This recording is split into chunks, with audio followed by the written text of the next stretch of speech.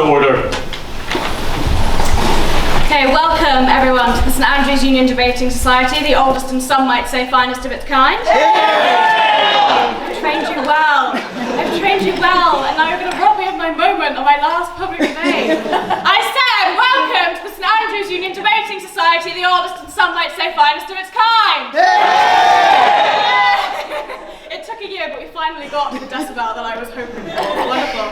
Thank you all for coming out in the rain this evening. I really appreciate you all being here for a wonderful motion. We're collaborating also with the CCJ this evening as well, which is a great opportunity for everyone to get involved together. So thank you all for being here. The motion that stands before the House tonight is that this House regrets the influence of religion on education. It's my pleasure to welcome on the proposition Sinan Karadogan. You can stand up if you like. And Euan Higgins.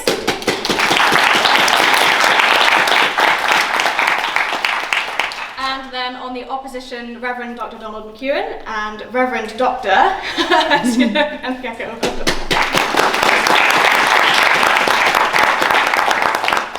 Wonderful. So before we begin tonight's debate, I would like to invite the clerk of the House to read a passage from the Bible, so I'm told. Train children in the right way, and when old, they will not stray. Point. Easter's in 2 weeks. We don't need to hear the Bible now, too. Counterpoint to religion debate. Gotta get God in there from the start. Okay, well, there seems to be some disagreement in the House, so we'll have to take a vote via oral acclamation. All those in favour of taking the minutes as read, say aye. Aye. All those against, nay. Nay. You're ruining all of the script, guys. It seems rather close. I shall have to consult my sergeant. Aye. The minutes are taken as read. Aye. Next week, AGM. Wonderful. So then, without further ado, I would like to invite Sinan to begin tonight's debate. Hear, hear.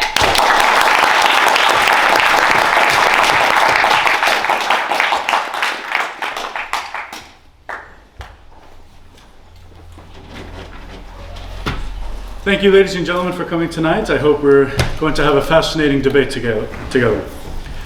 The proposition for today's motion, the House regrets the influence of religion on education, hinges its argument on an epistemic critique of faith itself. Before we dive into the very nature of religious beliefs, however, we want to make clear that the proposition speaks of religion in terms of the history of Christianity in the Western world. We choose these terms simply because they best represent our collective expertise and lived experiences. We would also like to focus beforehand on whether poor epistemic standards of any creed have a significant impact on society through an influence on education. This brings us to ask, what is the role of education in any society? What can an influence in our education do to society at large? The proposition, when referring to education, refers to a broader system of knowledge production and distribution that provides the largest source of self-conception for any society. Such self-conceptions guide every single individual's actions. They guide our imagination of what is possible and impossible, of what is right and wrong, and it instills the image of the society we ought to strive for. Education, essentially, sets the trajectory of our civilization. Now, in today's motion, we are discussing whether we should regret the influence of religion in education, and thereby we are discussing also the influence of religion as a guiding spirit, as a guiding compass for civilization as a whole. The proposition hereby makes it clear that we are wholly against any influence from religion onto such a powerful force on civilization, namely because of the inherently poor epistemic standards of faith. Faith, as opposed to empirical reasoning, is itself a groundless conviction, groundlessness inherently. Faith will claim that it is its own grounding, an ineffable grounding that cannot be articulated or verified. However, ineffable premises cannot provide epistemic grounding. Instead, faith is blind devotion, a conviction based on tradition, authority, and revelation alone, and thereby has no place in an authoritative or influential institution such as education. Tradition, authority, and revelation are not truth efficacious. Nothing has been true ultimately because of tradition, authority, or revelation, as they are both above truth accountability and fundamentally base their legitimacy on indoctrination, dogma, shame, and or violence. When premises and forms of argumentation are above verification and are therefore unaccountable. The weight of those beliefs depend wholly on an illiberal assertion of itself. We can see this is not just true in theory. We can see this in examples of examples of this throughout medieval history, when religious influence on education in Europe was at its finest. In fact, especially we can see it here right in St Andrews, where we can see on our 3 streets the marketplaces where Protestants, who are not even denying a Christian worldview but simply denying the Catholic order, were burned at the stake. Point of information. How many Protestants were burnt at the stake and how many were killed in other ways? I can't give specifics on that. You gave a plural. Are you sure there was more than one? Yes, I am sure. Thank you. It was only until after commercial interests begged the creation of new technologies that new discoveries of the natural world undermined the worldview of Christianity and undermined faith as an epistemology and opened the door to empiricism, the Enlightenment, and a new age of democratic scientific reasoning, in which beliefs are not sustained by tradition, authority, or revelation, but by verifiable, observable information. The establishment of religion on education can have and has had 2 disastrous consequences, namely the ossification of thought and the reification of power relations. The fact that faith inherently depends on dogma, indoctrination, and violence means that religious thought ossifies into a very narrow scope of possibilities. Thought in general, when under such circumstances, becomes asphyxiated from new beliefs of the world and denies society at large new experiences. While religious culture may bring good things, it also ossifies the very bad things in it as well. We can refer to the Dark Ages, from the 5th and 15th century of European history, a period of time in which cultural, scientific, and moral advancement was halted by church dogma and dictated purely by those in charge of the Catholic Church. Because of the ossification of thought created by faith, we can thank religious influence on education for a millennia of stunted progress.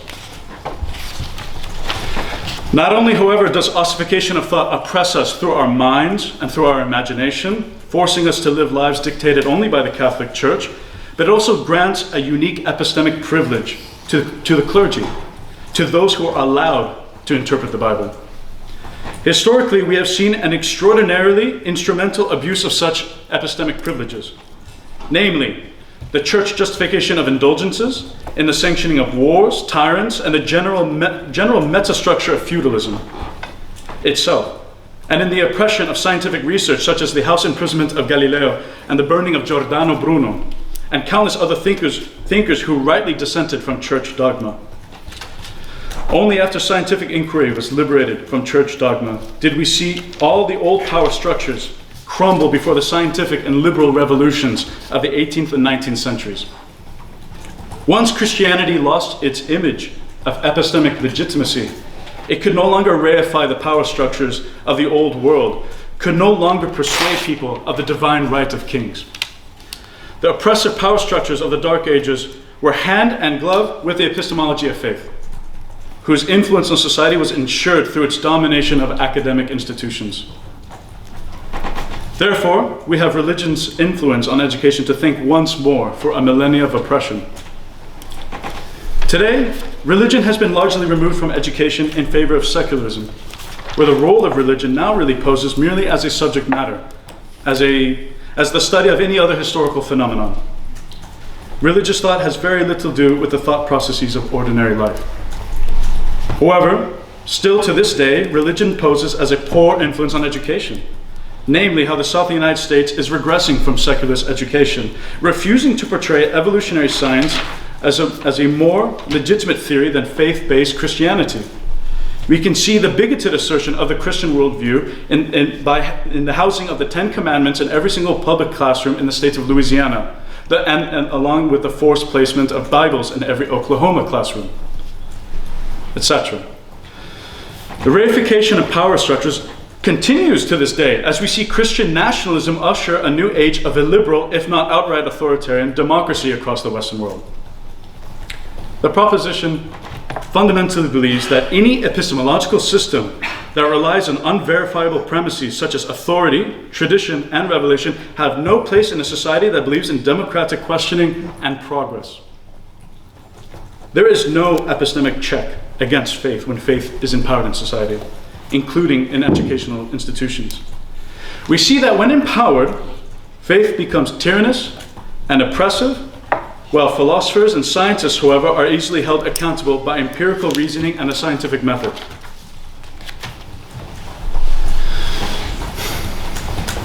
To those who hear these words and shrivel at the idea of looking so judgmentally at their own faith, know that the proposition acknowledges that the many conveniences of believing in a God.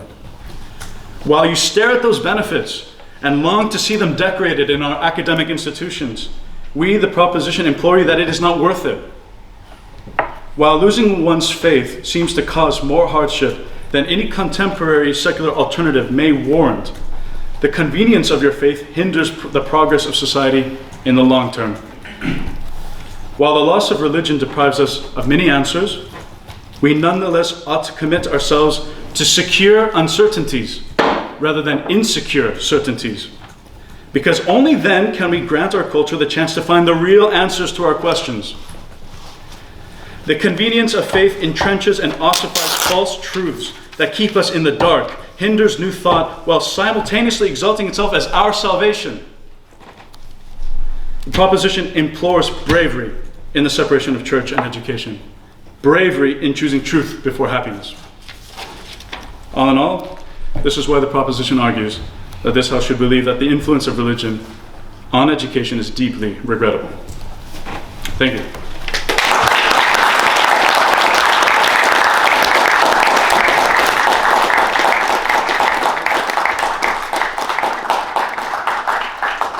Wonderful. I'd like to thank Sinan Karadogan for his fine speech, and now welcome Revd Donald MacEwan to continue the debate. Here.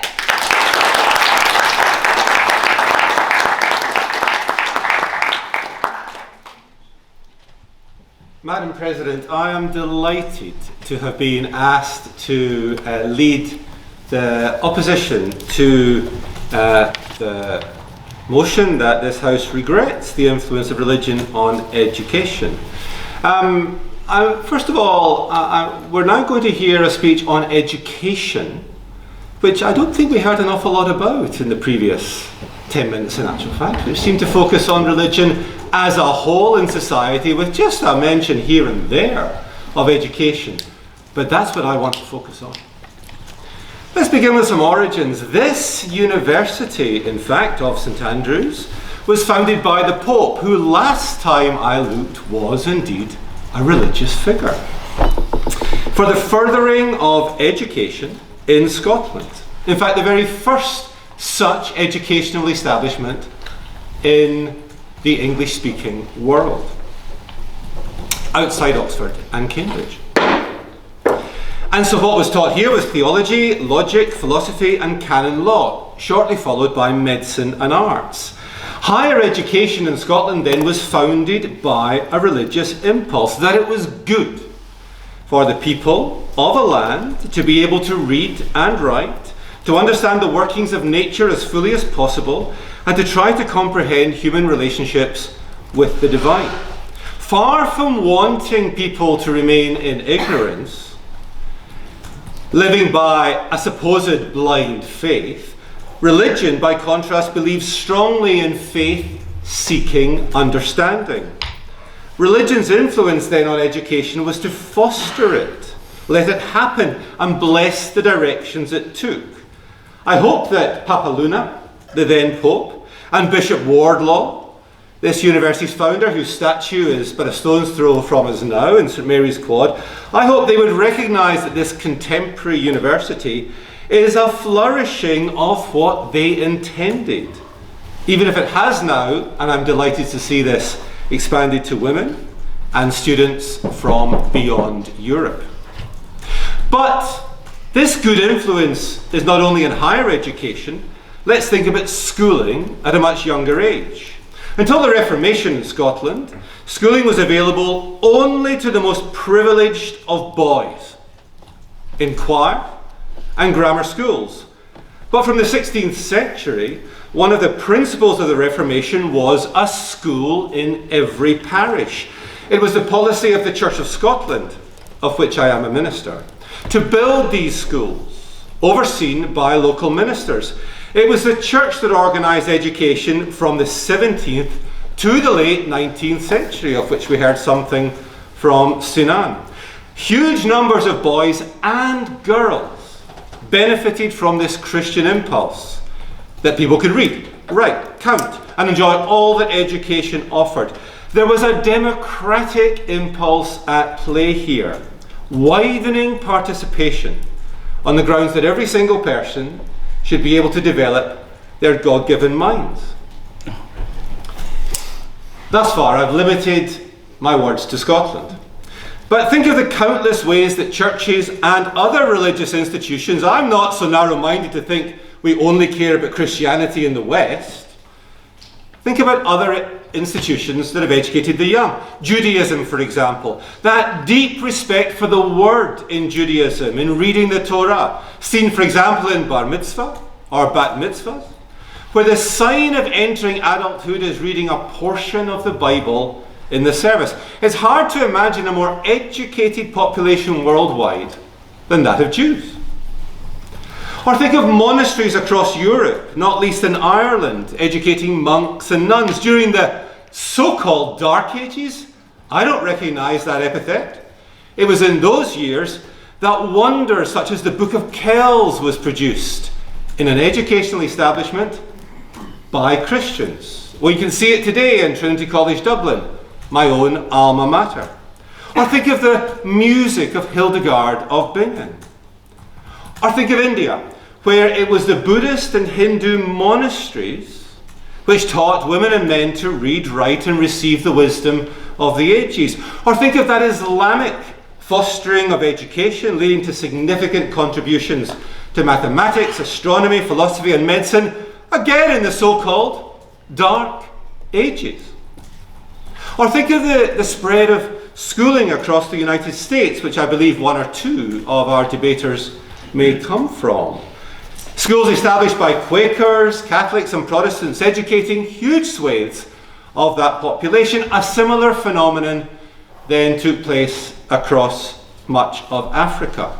Of course, I cannot pretend that every religious effect upon education has been helpful. I do not stand here to defend the imposition of dogma into young minds, the exclusion of girls and women at times, the occasional suspicion of the natural sciences, or the separation of young people into schools dependent on their religious background. Coming from Glasgow, I do not defend separate education of Catholics and others. But nevertheless, surely those problems are outweighed by the good. The fundamental belief that each young person is precious and worthy of investment by society in the development of their gifts. Or we heard of how religion is implacably opposed to science, according to the promoters of this motion. But the truth is the other way around. Mathematics, biology, physics and chemistry emerged from religious worldviews. As the late Jonathan Sacks, the former chief rabbi, made so clear in his book, The Great Partnership, the development of the natural sciences was as much a religious impulse as anything else, to understand creation, to discern its order, form and beauty, to encourage the best possible development of its resources. I've not yet even begun on the recognition that education is not merely the input of information into young minds, but the development of the whole person, the formation of character. As chaplain in your university, I see that. I'm employed by the university for many reasons: to oversee religious freedom for people of any faith or philosophy of life, to conduct beautiful services in the university chapels, to spend time with students and staff in need of someone to talk to about a problem.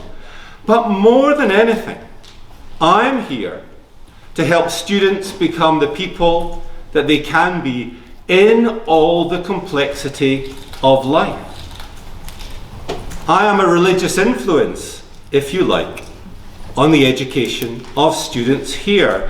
So if you support this motion, you may want to consider what consequences may follow by removing the influence of religion on your education, because if you vote for it, you surely want it to be removed. We would have then the boarding up of St Salvator's Chapel, perhaps to be sold to a famous golfer for his extended empire of sports bars. We might indeed rename the chapel choir as the University of St Andrews Glee Club. We would, of course, remove the stained glass and transport it to a museum vault where it could never be seen. We might indeed sell St Mary's College to become a wine bar, a cashmere shop, or perhaps a putting green. We would, of course, see the ending of Latin prayers at your graduation ceremonies to be replaced by inspirational thoughts from the university's rectors. We would envisage the necessary removal of Muslim prayers, Buddhist meditation, and Jewish worship from university buildings. And last but perhaps not least, it would mean the banishment of chaplains from the university, no longer able to offer support, encouragement, or indeed speakers to the oldest and some would say finest debating society in these lands.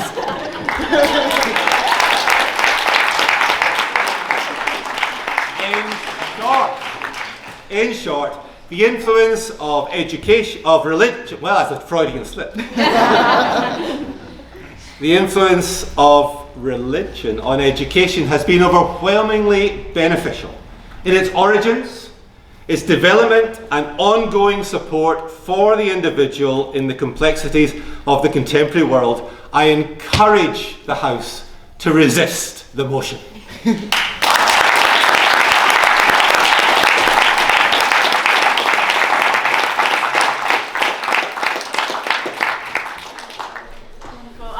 To thank Revd Dr Donald MacEwan for his fine speech and now invite Euan Higgins to continue the debate. Here.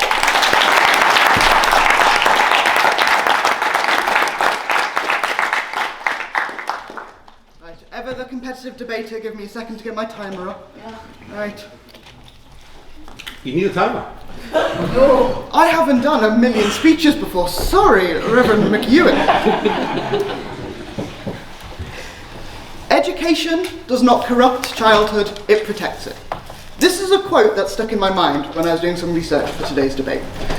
And I think it does a very good job of underlining exactly the reason why we are having this debate at all. Education is the foundation of society.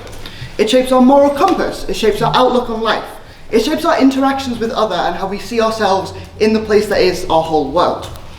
I think we have a moral duty to protect children in this and ensure that they receive the best possible start in life, both academically and developmentally. And education, of course, plays a massive role in this. I mean, why do some parents pay extortionate fees to send their children to private schools? Why do people choose their houses based on what catchment area it will get their children in? Why do states and governments, why do they invest so much money in education? The reason they do this is because education is considered one of the best gifts we can give our young people.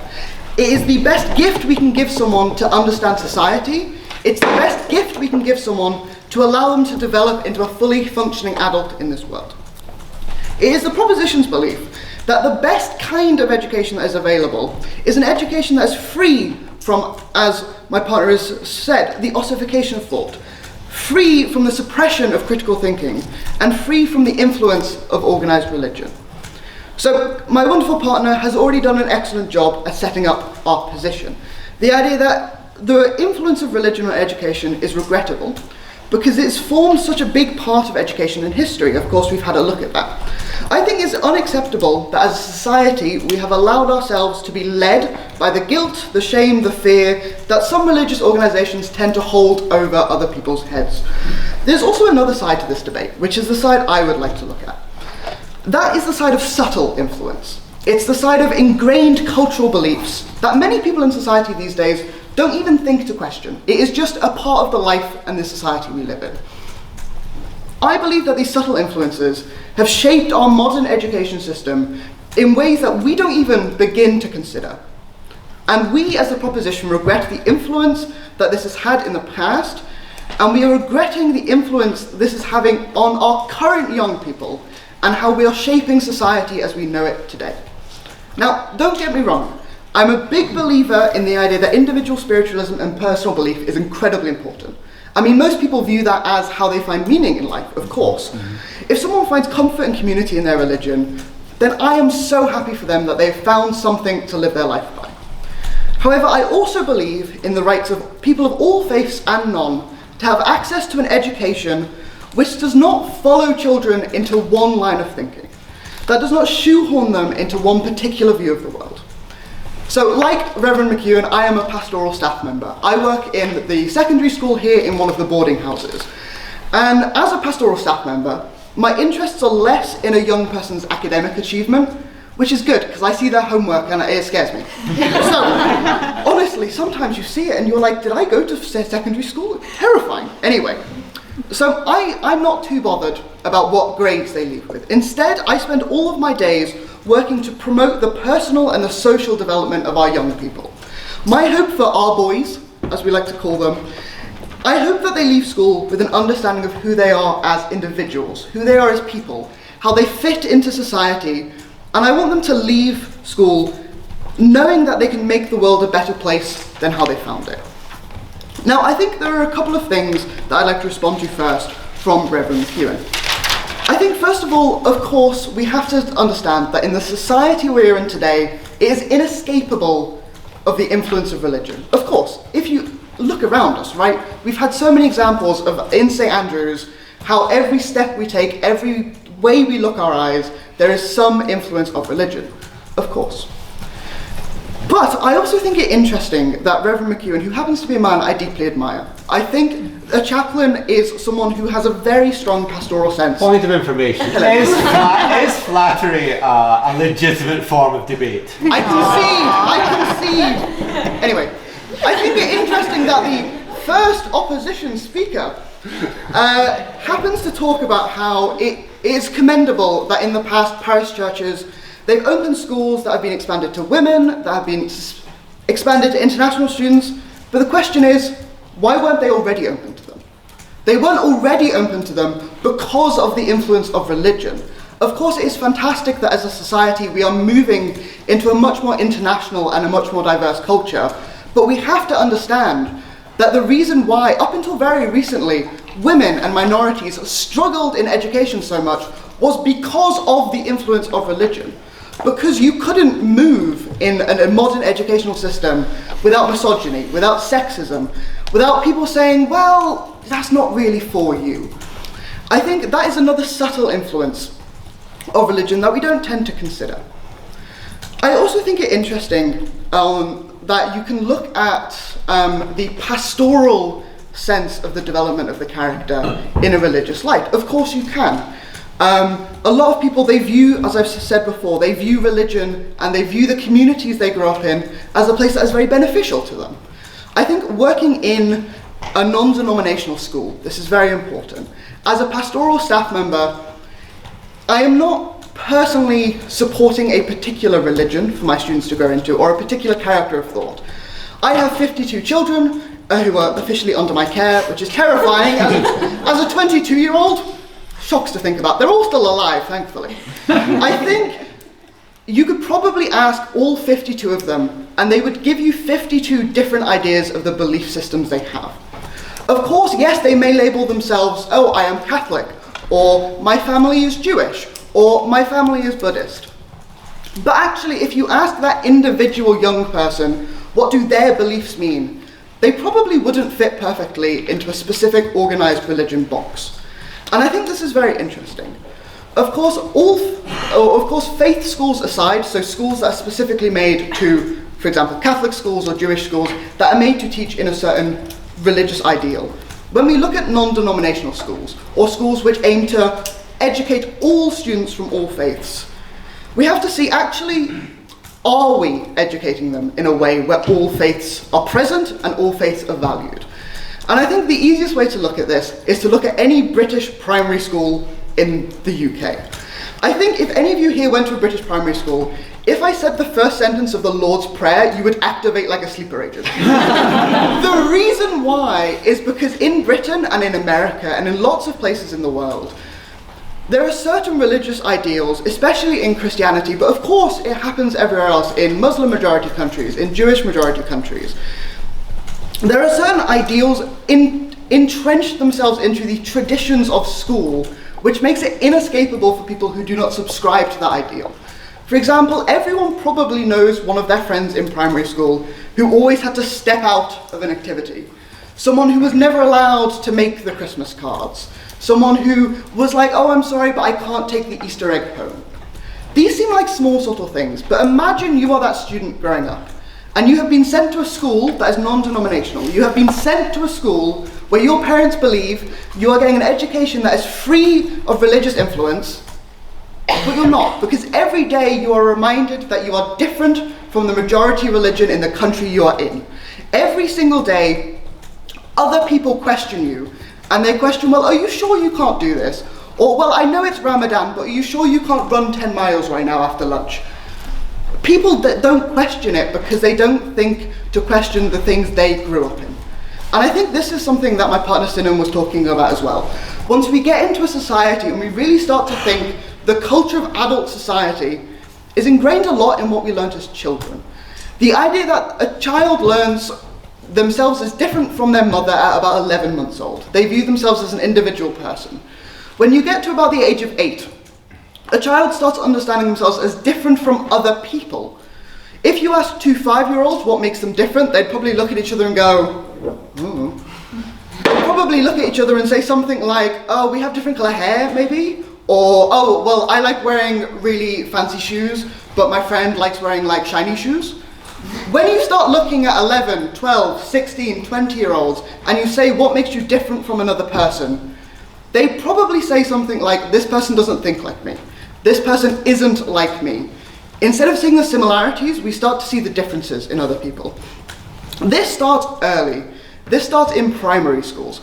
And I think in order to understand why we have this idea of religious frameworks in schools, we have to think, because no one has ever thought, what if we just got rid of that? Would it really harm people to not do a nativity at the end of the day, or at the end of the year, sorry. Please don't do them every day, that's just too many Josephs. Would it really harm people if we started considering, actually, why are we talking in a pastoral sense that, well, everything happens for a reason, and there's a plan for you?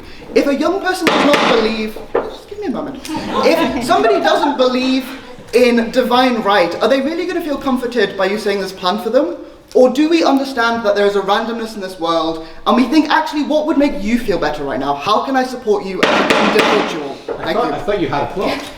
I did, my phone died halfway through.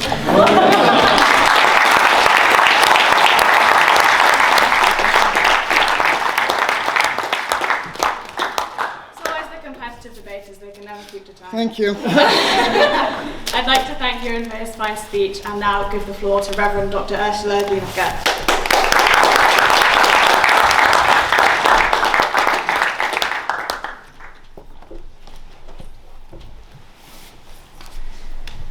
I'm honored and delighted to be here with you, and I will not speak very long, but I will speak from my heart.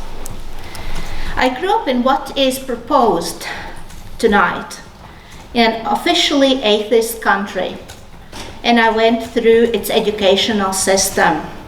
So I can speak from my own experience about non-religious education. I had 12 years of explicitly non-religious, even actively anti-religious one. And even after gaining independence in my country, when I wanted to study psychology, but still said one couldn't have a faith and study psychology, you had to come like a blank page.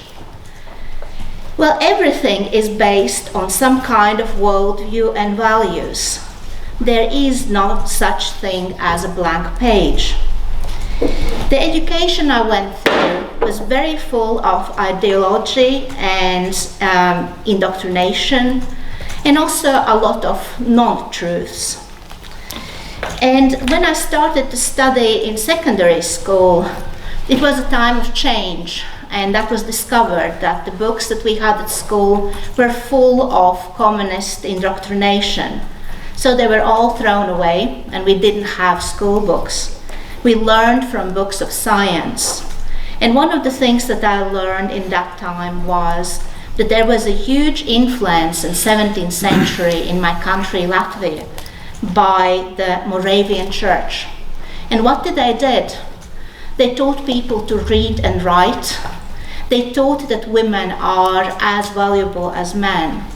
And they had freedom for serfs, which were at times very similar to slaves in a very, very strong Baltic serfdom. They taught about freedom, they taught about equality. Also, during the Soviet occupation, there was the underground church that fought for freedom of thought for everybody, religious or not, for democracy and independence. I was one of them. I was on barricades and part of Baltic Chain, people showing the world that we want freedom. Faith was at the heart of it, a progressive, positive force, which it can be. It would be much easier for me to go with emotion, as I agree that there has been and still is a lot of negative influence by religion or religions on education.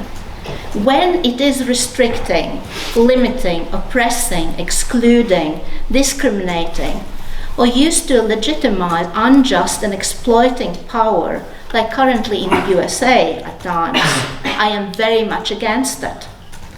However, I'm going to risk it and speak as opposition, arguing that religious influence can potentially be really good, depending on what kind.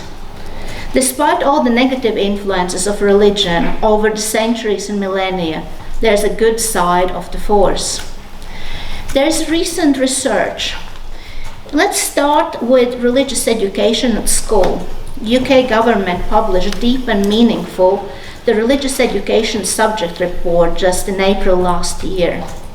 It says, at its best, religious education can help pupils to make sense of complex world where aspects of religion and non-religion hold different places in lives of its citizens, to have a meaningful understanding of complex and diverse world that they live in. It contributes to pupils' personal development, and through religious education, they encounter ancient and living traditions that have shaped the world.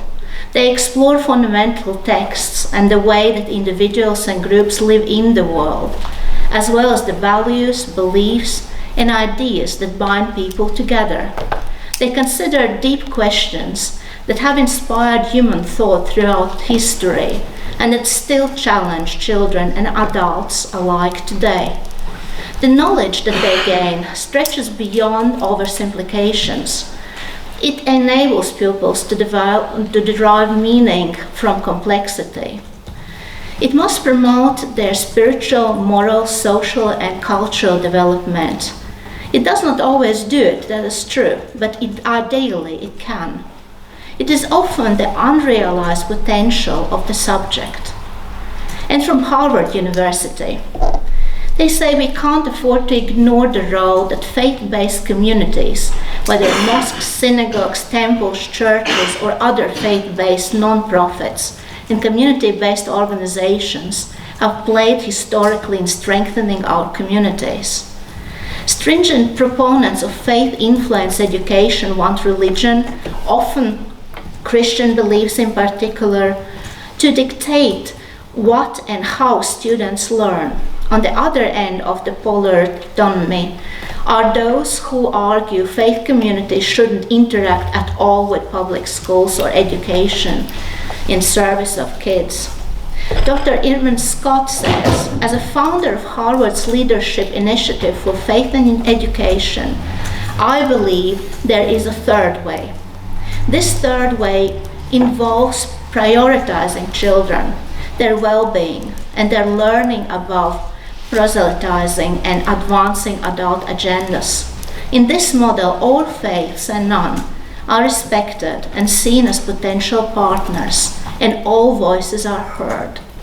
Faith communities use their time, resources, and voices also to advocate for policy changes that address deeper systematic and structural barriers to student success and well-being. Working with the Interfaith Association Edinburgh, Interfaith Alignment, Church Action on Poverty, Grassmarket Community Project, and Interfaith Scotland, as well as at the chaplaincy of the University of Edinburgh, I have seen how people of all faiths and none can work together around issues that matter in the world today: environmental crisis, poverty, promoting equality, diversity, inclusion, building peace across cultural and other divides. That is what we need in the realm of education as well. I have been looking recently at Religions for Peace, who are involved in further education and training. Their values and aims, together with United Nations, are no poverty, zero hunger, health and well-being, quality education, gender equality, clean water and sanitation, affordable and clean energy, decent work and economic growth, industry, innovation and infrastructure, reduced inequalities, sustainable cities and communities, responsible consumption and production, climate action, life on land and below water, peace, justice, and so forth. That is an influence that I would like in my education. And research in resilience also shows that what makes people survive difficult times is connecting with others, with nature, with creativity and spirituality.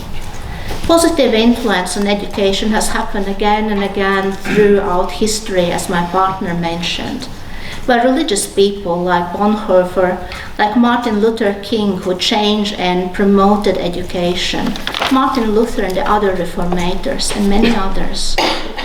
Here are some of the benefits that I have seen of religious influence.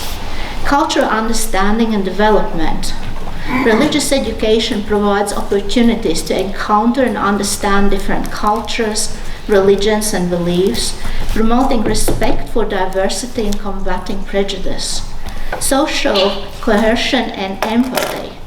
By fostering an understanding of different perspectives and values, education, which is religious, can contribute to more inclusive and harmonious society, promoting empathy and respect for others. Moral and ethical development, personal and academical growth, community engagement, addressing mental health, exploring complex questions. Faith is also important in the world situation today. It can be liberating, empowering, and hope-providing. Working together across differences is vital with all the violent conflicts that we see today. We are facing difficult times in the world right now, and what do we need? I asked some of the students at the university, and here are some thoughts. The thing that just came to my mind, one of the students said, is the importance of taking care of oneself, to be able to engage with others and life more fully, but also understanding that taking care of yourself can include learning on the care, leaning in the care of other people, embracing, accepting with gratitude. That also helps other person to feel good. Sometimes we face dark times in the situation in the world and personal lives, difficult changes, loss, violence, the current painful conflict in the world, Gaza, Ukraine, USA, many more places. For me, it was important to find some hope, some light, even if it is hard to see. This there through connection with others, connection with nature, and other things. And this is the reason why we need good influence of religion in education, for people to learn, understand, and experience. So I encourage the House to resist the motion. Thank you.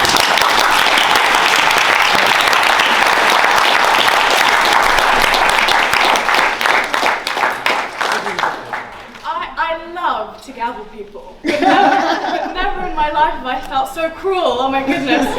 Well, thank you so much to all of our debaters for what has been a very fine debate so far this evening. So now is the time where we invite speeches from the floor. So anyone in attendance can raise their hand to catch the eye of the chair, myself, and I will invite you to give a speech of up to 1 minute tonight because we're running a little bit tight to time this evening. There is a prize for the best floor speech, which is decided by Ian and myself.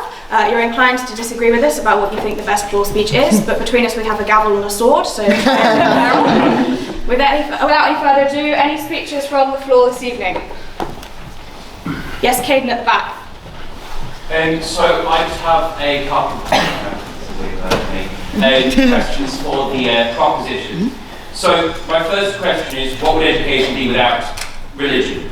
How can you be sure that in this hypothetical reality, without the influence of religion on education, that we would have our education system, and how would it actually emerge? Because remember, regretting the influence of religion on education means regretting all of the influence of religion on education, which includes the founding of the very educational systems in which we now live. So, what would be the alternative? My second thing would be, as a Christian, I'll be first to acknowledge that there have been many regrettable influences in the name of my faith on education and other areas of public life. But we are yet to hear the proposition point out any negative influences on education from any non-Christian traditions or religions. They have mainly focused on the Christian majority of the country, which we're in, which is fair, but that's not the only religion. So would you be able to speak to that, please? Sorry.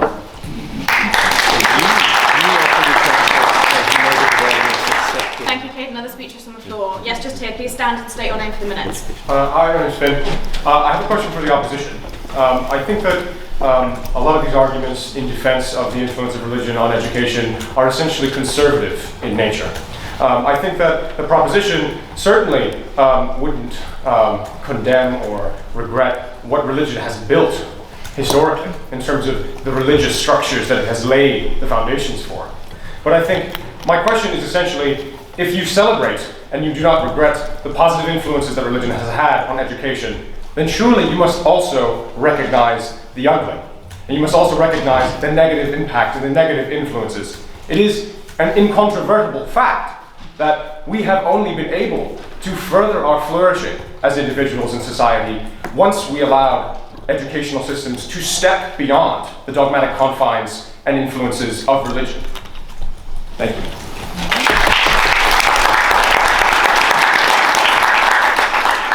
Any other speeches from the floor? Oscar.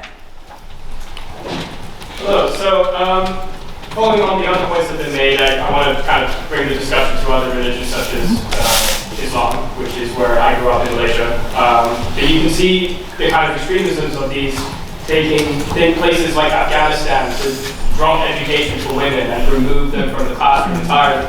And it's also creating these kind of extremist movements that we are kind of seeing within the US and across the world, where a lot of the terrorist attacks, which you cannot disagree with, will have some sort of religious extremist element attached to it.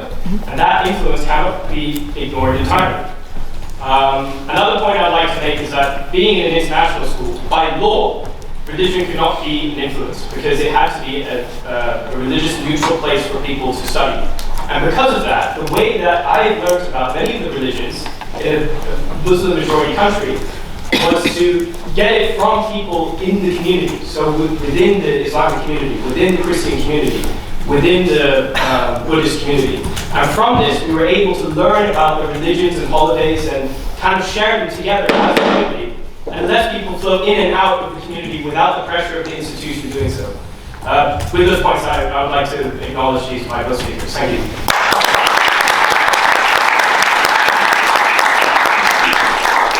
Thank you, Oscar. Other speeches from the floor. There were more than that a minute ago. Yes, please stand and state your name for the minutes. Question to the opposition. You speak a lot about the positive, but each time religion plays a role in society, you flip a coin. It's either positive or negative. how can you assure that religion will stand to our modern society, right? A lot of the inclusion that you speak of empathy and understanding, wasn't there from day one. That came about from other influences, be it atheistic or intercultural. It didn't come inherently from the religious institutions. If it was, it would have been from day one. It's more so a question to you to consider that, because realistically, how religion is utilized in society, be it Christian nationalists and so forth, there's a lot of danger in education to be unquestioned or to create a certain dogma to it and to support your as well kind of thinking. That's all it is.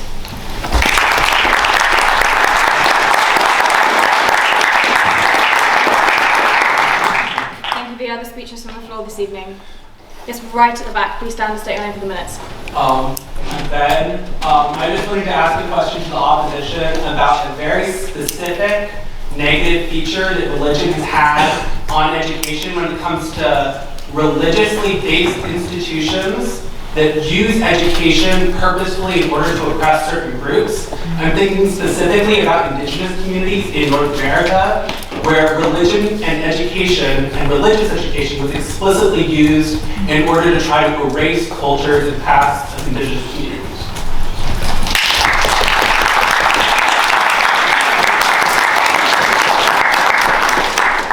Thank you, Ben. Other speeches from the floor this evening. Moana. I just have a quick thought. I was thinking my definition of religion is a belief system. And I'm thinking if there is education without religion completely, what is the system that guides the content that is being taught? Is that a belief system as well? And how can we ensure that the negative effects that have been mentioned that religion has had on education will not also be present when there's an education without religion, but based on a certain belief system with some points that we have heard from the opposition?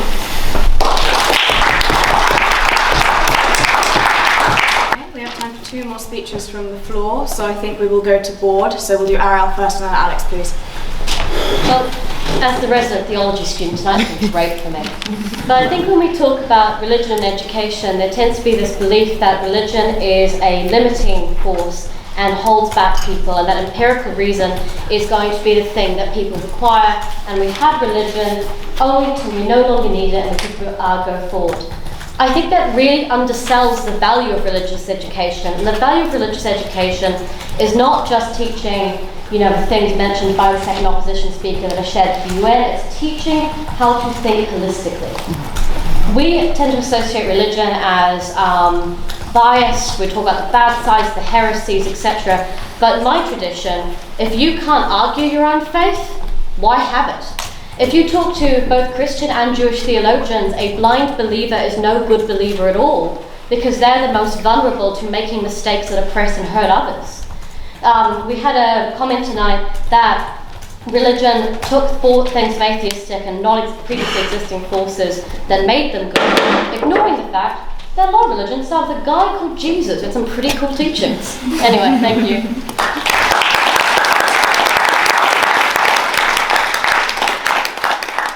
Thank you, Ariel. Alex? Well, the fundamental problem is that educational systems promote and foster some sort of identity. In the Western world, we would call that sort of the national identity. Well, not just the Western world, but we're focusing on that today. And the national identities of Western states are, whether we like it or not, interlinked with religion. Let's be blunt about it. Even countries as secular as France have Catholicism embedded in what most people would characterize as the French identity. So you can't separate religion from education if you accept the fact that educational systems do promote that identity. So I'm certainly not prepared to put a big stamp of approval on that, because that would mean that educational system is perfect, and of course it's not. But at the same time, I'm also not ready to reject entirely the fundamental nature of our educational systems. So for once, I abstain.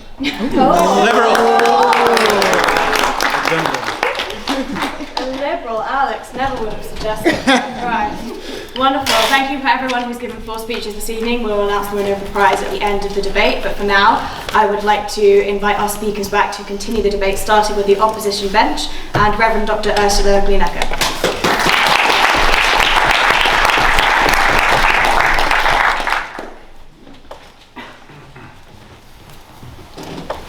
I'm very glad you mentioned day one. I was thinking about one thing. So the newest research and a lot what I know from my 20-something years of study of theology is that the beginning of Christian religion was actually very, very inclusive and very progressive. So Jesus questioned a lot of oppressive things in his religious system and in his political system. He promoted people who were minorities, he promoted women, and what happened later on was that the systems of power actually took that back, and it has taken centuries to work again towards what was in the beginning. I would say there are both things in religion. There is oppression and there's freeing. There's empowerment and there is exclusion. There's all of that. But that is a human thing. As I said, I grew up in a country which didn't have a religion officially. And all the things like excluding LGBTQ plus people, excluding ethnic minorities, trying to erase cultures was there in an atheist country as well. I had to go to a Russification school where we were a minority of Baltic Latvian speakers and were treated completely differently. Our borders were closed. We didn't have freedom of thought in any way. As soon as you thought in a different way, you were brutally oppressed. A big number of my people died in war camps in Siberia, including my family and friends, because of being different, and times because they were religious. And I know that we are human beings. We have thinking, we have worldviews, and we have the tendency to oppress others. And if there is a way to be different through community, through learning from each other, through learning from all faiths and none, then I see a lot of hope. I don't see, Soviet Union where I grew up, the idea was get rid of all religion and all the problems will be solved. And they were not solved. They were not solved at all. All the oppression that you mentioned, all the violence that you mentioned that is religious, also can be non-religious. It doesn't have to be religion. And also talking about the terrorist attacks, yes, there is religious extremism, but very often if you look at heart of it really, it is much more a cultural thing of saying the others are the problem, and that is why we do this and that. There is a very interesting center called Corrymeela in Northern Ireland. If you have a chance to go there, they do a lot of reconciliation work and they have a lot of wisdom there. I think the important thing really is to see the good in each other, to recognize our differences and value them and see which are the things that we really want to uphold, religious or not, and work together. We don't have to be all religious or not. We can be all religions and none, but work together for things. And human rights are religiously based. A lot of the values that I mentioned are close to religious heart, but it doesn't have to be. You can be an atheist, you can be an agnostic, you can be of any religion at all, and we can work together. I have seen that happen a lot. I have seen people holding hands across borders, people of all faiths and none, people bringing up a hope.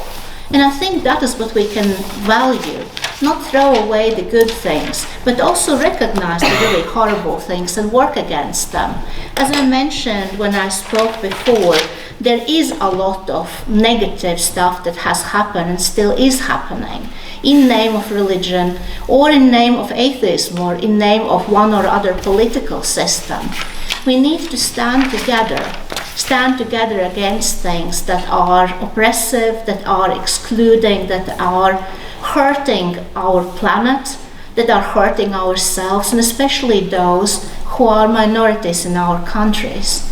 And we can do that together. I think togetherness is the main thing, the most important thing, and not devaluing something completely because of things that are negative. Fighting against things that are oppressive is at the heart of many religions. Most of the religions value the other, value the development and learning, as we have seen in many countries where science has developed through religious influences, as my partner mentioned. So in general, let's keep together. Let's hold the good things that we have. Thank you.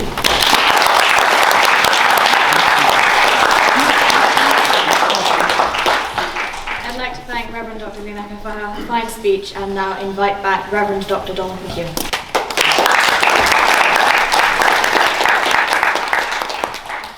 Madam President, thank you for this final chance to speak in this academic year. And I believe, actually, Madam President, this is the final public debate at which you will be... Final debate that I'm chairing. Final debate that you are chairing. Well, I think in the absence of anybody else doing it, why don't we hear 3 cheers for Madam President? Hip hip! Hooray! Hip hip! Hooray! Hooray! I look forward, as I'm sure many do, seeing J. Deuce MP. Bringing some wisdom to national debates. Some fascinating points made by the proposers of the motion and by some of the voices from the floor. My partner Ursula has done a terrific job in answering most of them. I'll just cover 1 or 2 more. First of all, the rather curious point that Euan made, that one of the problems with religious education is that people may have to leave a school setting one day because something very religious is happening. I know, I've seen that. It's often people who've been brought up as Jehovah's Witnesses, and what they are taken out from by their parents is the common culture of our land. Birthdays, Christmas gifts, and so on. And that's really the basic point I want to make, that we have conducted this debate as if religion and culture are entirely separable. A moment's thought makes clear how intertwined they always are. And so, because of that, it is impossible, in a way, to imagine an education system completely divested of religion, because people are more or less religious. Some believe in God, some don't, but nevertheless all do have a sense as to how to live, the influences that matter to them. What has shaped culture, how much of that should be kept or not. And so because we are and have been as a species religious, it's impossible to disentangle that from any significant human endeavour, and what in a way is more significant than education. The real question that might have been put before this House is, which elements of religious influence should be opposed, rather than religious influence in total. But there are, of course, elements that must be disparaged. The speaker, Ben, I think it was, who has a concern for Indigenous communities across the United States and, of course, across the whole of the Americas and other places. How could I disagree with that? Education which seeks immediately to destroy a culture is bad. I'm not going to defend it. Nor would I say it is something that wholly belongs to religion. The desire to exclude seems to be fairly hardwired into the human being, us and them. We see it in almost every political setting, whether these are divided by religion or by politics or by race or by big enders and little enders in Jonathan Swift's novel, whose name someone will remind me of, Gulliver's Travels. Yes. So I think that sense of exclusion is deep-rooted in human societies. Religion, at its worst, has run with it and not opposed it. But I hope that my colleague and I have done our best to show that at its best, and sometimes at its mediocrity level, Religion has recognised the needs of vulnerable minorities, those otherwise excluded, and tried to bring their needs to the surface of our society. Somebody said that the arguments from our side were conservative, with a small c. And actually I would not dispute that. It's unusual for someone who belongs to the University of St Andrews to necessarily be a radical to the end of our fingertips. We have chosen to belong to the oldest educational establishment at higher level in these islands.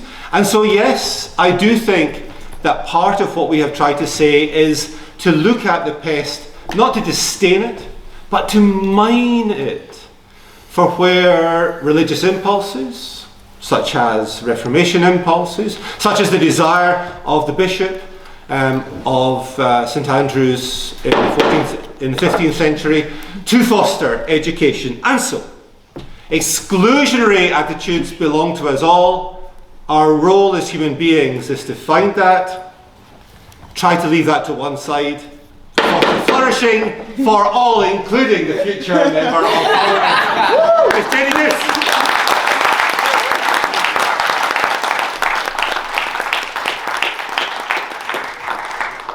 Thank you very much, Reverend Dr. Now, I would like to invite back to continue the debate for side proposition, Euan Higgins.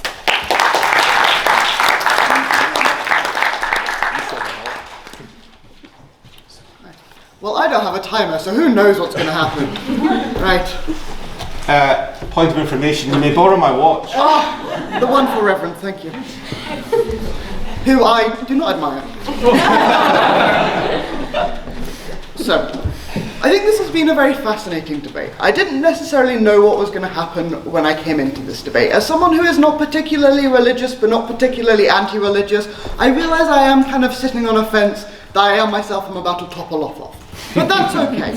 I think something that Reverend MacEwan has just said, which may be because he has seen my page where I've printed in size 18 font, us versus them.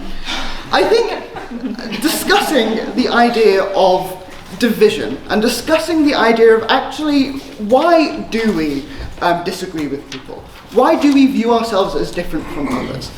And I think Caden made a very good point when he asked, well, actually, what would an education system look like without religion? What would society look like without the influence of religion? Does anyone know in this room? Because I certainly don't. Okay, well, thank you, alas. But I think even with anti-religious institutions, I think they are working to remove from a culture where actually it's so ingrained in society that we probably couldn't view what it would look like without. And the reason for that is because a lot of the time it's so ingrained, you know, the question is, what is human culture and what is religious influence? We're not too sure because it's so ingrained in society. I think when we look at religion as an idea between oppressionism and an idea between free thinking and diversity and inclusion, it's quite difficult to find a balance to that. So I think what I would like to say in the next couple of minutes is really what I hope that the proposition side has brought to you in this debate. And this is the idea that unfortunately, when we regret the influence that religion has on education, the act of regretting means that necessarily we maybe don't want to dismantle it entirely. I think, of course, having, I mean, we're at St Andrews, of course. There are clearly some benefits to religious influence in education. But I think at the point up about what finish. We welcome your vote, sir. I'll just cut off my hand at that point. I think when we recognise the question of which elements of religion do we agree with and which elements do we not, unfortunately we cannot disentangle that. When we say we regret the influence that religion has had on education, we regret any and all negatives that have occurred. Of course, there can be positives, there can be negatives. But I think as a society, we need to focus on not how we are rolling with the times and how we are improving now, but we should actually say, well, how could we have been good to start with? I think the final thing I want to leave with you is the idea that Oscar has pointed out very well, the idea of religious extremism, and actually why do bad things happen, like wars and like, well, I mean, I don't need to explain to you, but I think the idea of us being so different that we can't coexist in a society ultimately comes down to the fact that we as young children have been shown that there is one right way to do things. You probably have grown up in a society that is either religious or is not religious, but you have probably at some point in your childhood been told you are correct for the way of thinking. You are correct in where you live, you are correct in the thoughts that your culture has. Everyone else is wrong. Why do we think this? We think this because there are differences in religions, and there are differences in the ingrained religious influence in culture and in education, which ultimately says we are better than others because what we believe is quote-unquote right. I think when we look at actually how do we disentangle education from religion, we actually look at, well, why are we telling people we are, holier than thou, we are morally superior because we believe a certain religion? I think when we look in the influence of religion on education, what we're actually looking in, why are we better than others? Why are we right and they are wrong? I think in a world in which we have disentangled religious influence on education, where we have less of an impact, what we actually have is we have a society where individuals understand that, yes, of course we have differences, but that is what makes us unique, that is not what divides us. I think when we look at this, and I am so proud to propose this motion, Freudian slip again, this is happening all the time in this chamber. When I propose this motion, I say actually, as individuals, as people who care in this room about education, we care about the world that our young people are moving into. Actually, we want a world where people understand that they can be different and that is okay. Thank you.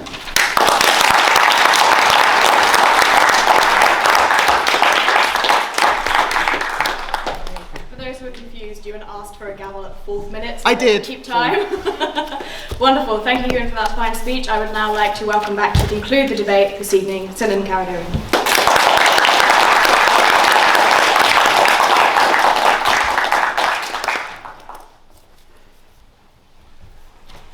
I think we can all say that we had a very good array of arguments from both sides, and I'm very pleased to hear the strong voices come out and finally express themselves. From what I heard of those who support, are against the motion that we should view religion as a regrettable influence on education, I heard three main categories of arguments. One I heard is that religion has done good, either in the form of the spreading of universities and of education, of empowering developing people and to think, and like increasing literacy rates. That religion has done good today in the form of charities, in the form of these more of like enclaves of religious groups where there's like a feminist nun, as you mentioned. And thirdly, what is the alternative? What is the alternative? Can we imagine, can we even separate religion from the world today? Is that a thorn on the side that stops the debate and, therefore, now we can't regret it still? Anyways, I would say to the universities created by religion in the past, first of all, religion, I think that's more attributable not to religion, but religion's monopoly of political power at the time. Religion was hand in glove with power structures, and there was no other establishment that could have created universities to begin with. And anything good, first of all, that came from these universities are good on a secular basis. They're good for secular reasons. The things, though, that are instilled by faith, its dogmatic, ossifying nature, actually hinder us. So you said, Reverend MacEwan, that religion, that St Andrew's Wood by Papa Luna, was created to allow people to make their own God-given mind. Well, maybe only on the terms of the Catholic dogma at the time. Make their own mind, so long as in accordance with key Christian worldviews. So nonetheless, and when you disagree, that can become very violent, and we've seen that in these streets. Secondly, the good that religion has done in education today can be mostly be attributable to the fact that religion is no longer empowered in society. And when it's no longer empowered, it must cater to the public approval. It must cater to opinions of morals which have nothing to do with Christianity necessarily, but to do with secular reasons. Nothing to do with faith proving that these are good, but our current moral system. I don't have time to go every specific, but these are the general arguments in return. Secondly, you said, what is the alternative? What about negative secular influences on education? Or isn't secular education its own belief system, someone else said? Couldn't that have its own negative influences as well? Well, my argument does not depend on defending current secular education. It comes with attacking faith's dogmatic qualities, the fact that it epistemically depends on indoctrination, dogma, and violence. So I'm not here to try to defend that the way we do things is perfect. I'm saying that the critique of religion actually provides the virtues for us to follow, to move on and continue progressing. Once we get rid of ourselves, get rid of that kind of faith-based, epistemic legitimacy, it's a self-grounding epistemic legitimacy. Once we get rid of this, now we have the freedom to question. Now we have the freedom to think anew. Now we have the freedom to discover better alternatives. So yes, while religion does provide good things, it also entrenches. It keeps us hindered in its negatives. So no more hindrance, no more dogma, no more unverifiable epistemic systems. Everything is up to question. We must continue seeking anew, and that is the secular spirit. That is the empirical, verifiable spirit. So I would say, yes, while religion has done some good, and that is largely due to circumstances at the time, it has mostly been a source of hindrance, a source of oppression, and I think we could have done much better without it, much better. And so,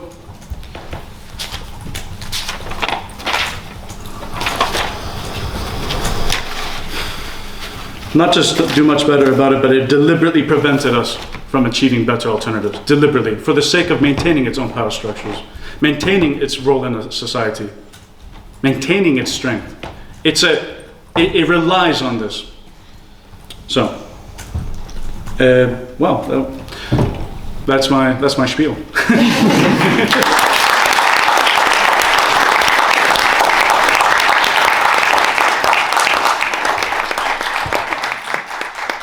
Thank you, Sinan, and to all of our speakers for what has been an exceptional debate this evening.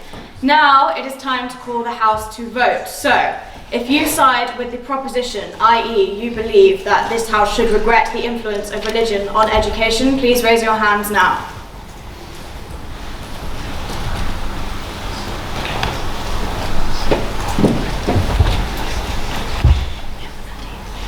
Thank you very much. And if you side with the opposition, i.e. you do not believe that we should regret the influence of religion on education, please raise your hands now.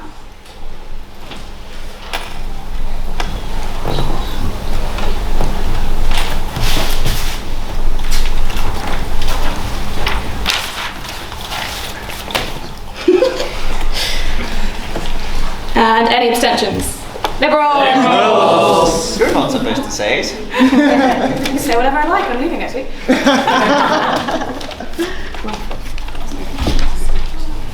Okay, thank you very much. So, before we announce the winners of tonight's debate, I would like to invite some of our board members to give announcements. So we will start with Alex, Chair of Ways and Means. Yeah. Hello everyone, again, I'm Alex, I'm in charge of running the public debates. Now first of all, big thank you to all of our speakers, to Bertha and to Ariel for all their help they put into organizing this week. Now a couple of things from me. Now next Thursday, unusually, we will not have one of these as it's going to be our AGM. But we have something really exciting next week apart from the AGM, and that is Monday at 7:30 at School 5 in St Sunny's Quad. The director of the Ayn Rand Institute from California, Dr. Yaron Brook, is coming to give a speech followed by a Q&A on the topic Equal is Unfair, so we're discussing income inequality today. So please come along. That is bound to be very, very, very interesting. Then it's week 10, which is reading week, and we will not have a debate. But week 11, we will come back for our last regular debate, which is going to be this house opposes the narrative of the suffering artist, which is also going to be an interesting one. So come along for that.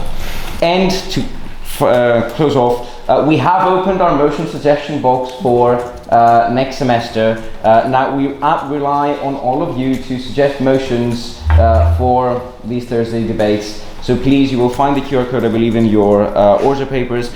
Jamie should be putting it up there. No, it's in the link tree of the Insta bio. That also, and if there are technical issues or you're lazy, you can come to either me or Birsa or Jenny, and we can note down your idea. Thank you very much.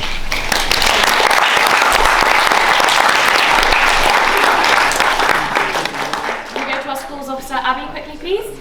I'll be as quick as I can. Thank you. We need to be out in like 2 minutes. We do. I'm not having a competitive debate. I do it quite a lot. It's really, really fun. We do knowledge training every Wednesday, 2 till 5, top floor of the union. Really exciting presentation. You get to join into the debate, do what everybody did tonight. Really, really fun. You should all absolutely come along. Always lovely. He runs it. Good stuff. Ariel, Stuart?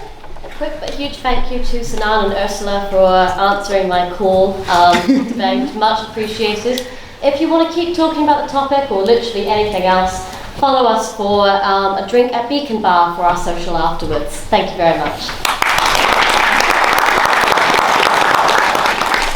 Thank you very much. Just very quickly from me to reiterate that our AGM is next week, same time, same place, but it starts at 7:30, not 8 o'clock. So if you came at 7:30 this evening and had to wait around for half an hour and have a drink, that's not the case next week. So make sure that if you are coming to either stand or to vote, that you are here at 7:30. Please also bring your matriculation card. This is really important. All members of the university are eligible to stand and to vote, but you have to bring a matriculation card with you in order to do so, so please make sure that you do that. The second thing is just to say, next week I have a valediction, so I'm not going to take too much of your time tonight, but I did just want to say a huge thank you to all of my committee for their hard work and dedication this year. I sat down last night to write our annual report, which goes to the union. There's a pamphlet you can read. We've accomplished a huge amount this year, and we've done a hell of a lot of really good work, and none of it is possible without the hard work and dedication of all of the volunteers. So please join me in thanking all of them very much. Woo!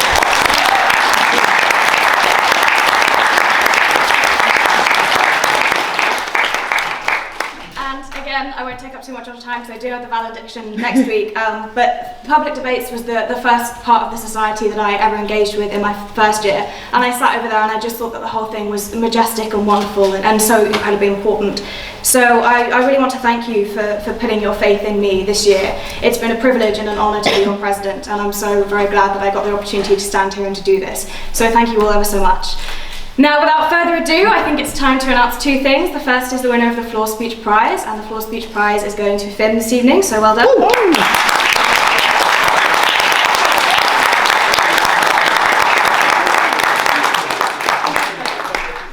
And now, the moment you've all been waiting for before the janitor arrives and kicks us out. Right, the motion that stood before the House this evening was that this House regrets the influence of religion on education. Now, the ayes to the right were 13, the nays to the left were 26, with 12 abstentions, so the nays have it, Congratulations.